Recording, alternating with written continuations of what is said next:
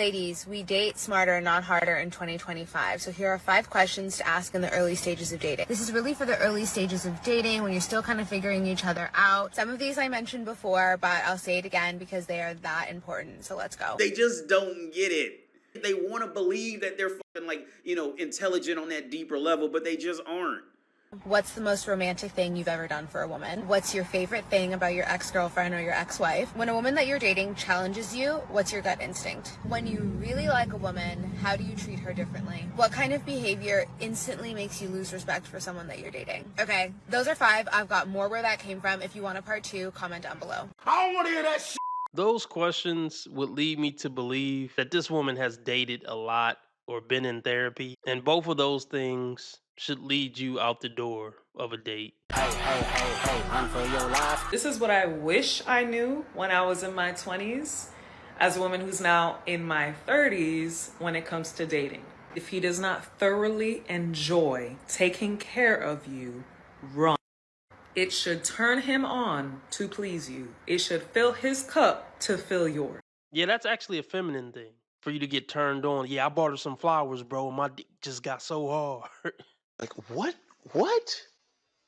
If there is any sentiment that you are a burden, a chore, depleting him, what do you bring to the table, any of that, run. If he does not naturally make you a priority, next. If he has enough time in his day to use the restroom, if he has enough time in his day to eat food, he has enough time in his day to call you, to text you, to get back to you, to prioritize you. People prioritize what they want to prioritize. She's right. So why don't the men that you date and attract prioritize you?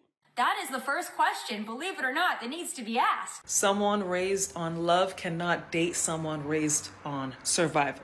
Unfortunately, this is especially prevalent in Black communities where people had to grow up raising themselves in really difficult situations. If he does not get therapy and is at a point of healing to the point where he can recognize love and give love and process love, do not waste your time if you are raised on love. I want you to shut the f*** up. Don't take advice from people who never did it on how to do it. How can these people give dating advice when they never succeeded at dating? It'll never make sense to me, folks. She was on Kevin Samuels talking the same nonsense, and she's still in the same position years later. You can't make this shit up.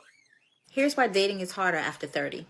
As a life and relationship coach for smart and successful Black women and women of color, all of my clients are generally over the age of 30, and I hear them talk about how difficult dating is and how much harder dating is in their 30s and 40s compared to when they were in their 20s. Yes. And it's true. Dating is harder the older that you get, but it is especially harder when you cross over from those late 20s into those early to mid 30s. And here's why. When you're in your 20s, you're not looking for anything. You're having a good time. You're exploring yourself. You're exploring the dating scene. And you are just enjoying the pleasure of it all. Shit. Got your ass. And that right there is the problem. These women's parents didn't teach them that your prime years are the years to cultivate something real, not just F them off and have fun. This is the time you have the most leverage and you're the most likely to get the best man you're ever going to get. I'm Barack Obama, and I approve this message. There's something so refreshing about being single. Not single, but I want to date single. Not single with a roster, but avoidant single. I'm traumatized by men single. Just not too much on me. When I tell you this is the season to get your PhD, get your pH balanced, focus on them kids, because your skin glows different. Your hair grows different, even though I'm having postpartum shedding, but not too much on me. It's fatter. Checks fatter. And you sleep like an infant knowing you're not getting cheated on. We love it over here. What you mean to say is all the niggas you up with ain't shit. You're telling on yourself when it comes to what type of guys you've been attracting and been attracted to. And, oh my goodness, postpartum, so you just had a child and you're on the internet talking like this. She's all about her. She's a fairly attractive woman, but that's why I say 8, 9s, and 10s aren't relationship material. They care more about themselves and their cuteness more than they will ever care about you and the family you guys started. You don't know that. I'm a judge's kind of girl. I need to see that you like me. Telling me, everybody tell me. I need you to show me, where are the flowers? Where is the date? Where is the small gestures? Where is remembering my favorite snack and bringing it to me when I'm having a bad day? Where is it? Why y'all the girls? I'm a girl. Why y'all the girls? Shut the like. This is just stupid. I'm a girl. Why y'all the girls? Because they have options, like the girls. The top 10% men that you chase, they got options like the girlies. So you should understand why they acting like that. Yeah, plenty of guys in your inbox that would do it, but you don't care about them. But the guys that you're into, they don't got a court. Y'all gotta stop asking men, are they single? Y'all need to start asking them, are you emotionally attached to somebody?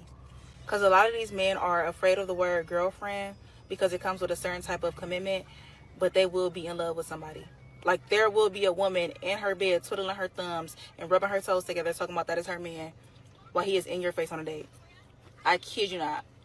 And then they'll pull the, well, I'm single. Okay, you're single, but are you emotionally attached to someone? Is your heart interlinked with somebody's? Is there a girl at home talking about she's in love with you and thinking that y'all about to have a fairy tale and one day be together? Yes. Yes, I can help you out with that. The answer is yes.